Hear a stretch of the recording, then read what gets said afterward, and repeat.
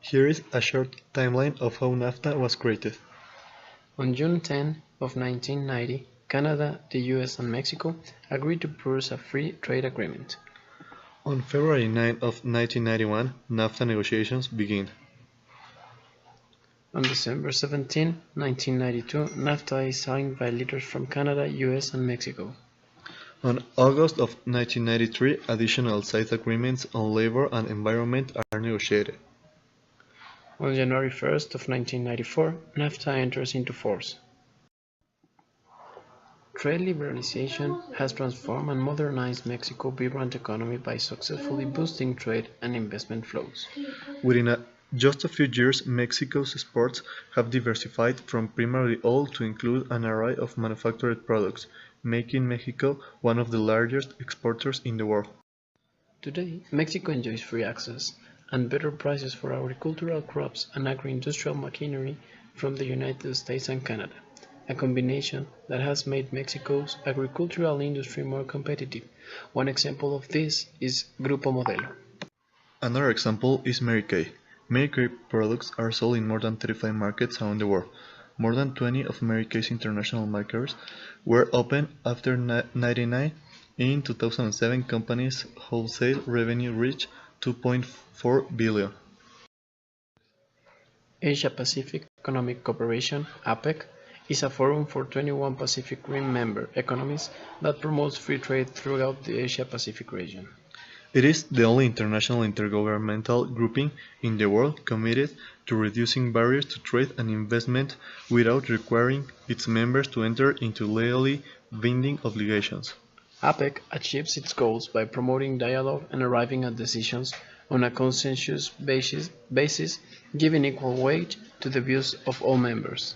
APEC is focused on three pillars. The first one, trade and investment liberalization, the second, business facilitation, and the third one, economic and technical cooperation. Here we have some examples of how APEC has benefited its members. For example, lowering trade transaction cost, a 5% reduction that implies 58.7 billion in savings. Another one is that APEC has boosted the total trade. It has increased more than 7 times to 22 trillion between 1989 and 2013.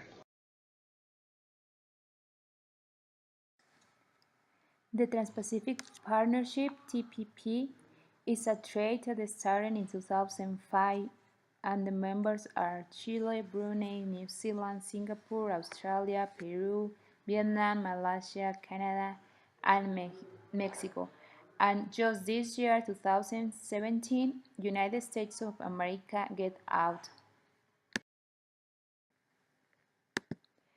The TPP will provide considerable benefits for the 11 member countries by promoting manufacturing and services activity, boosting investment, and helping members reduce their reliance on Chinese demand. Mexico will be one of the TPP's biggest winners in terms of potential GDP and export growth. Mexican auto parts manufacturers will remain the dominant supplier to the US market, even with the looser rules of origin stipulated by the TPP, given the established supply chains and proximity between auto assembly plants in the southern USA and factories in Mexico.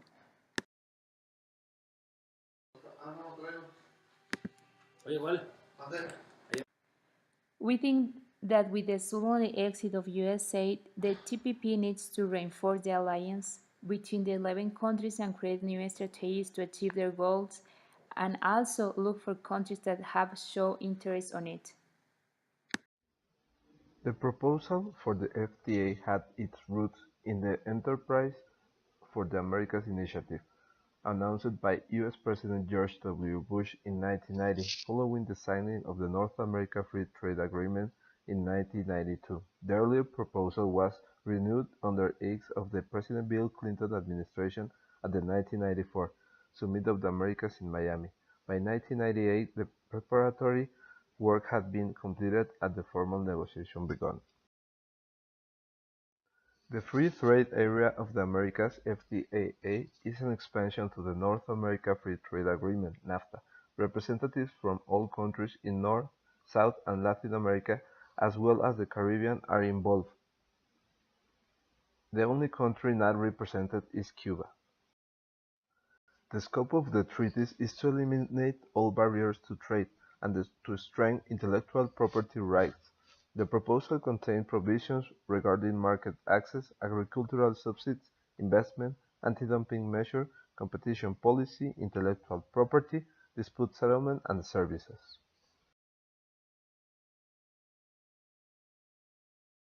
The primary challenge the FTAA for Mexico is that there has been a great growth in competition with other Latin America and Caribbean countries.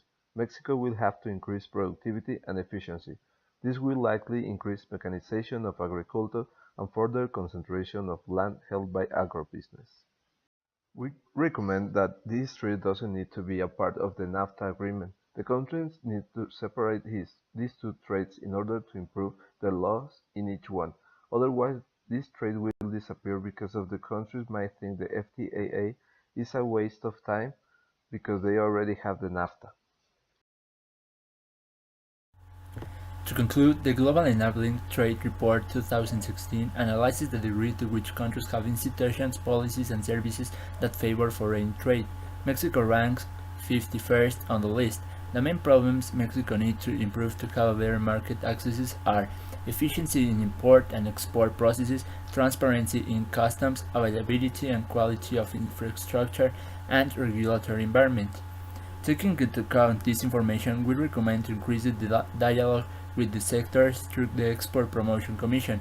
Currently, there is a little diversification of exports focused only in certain sectors, such as the automobile industry.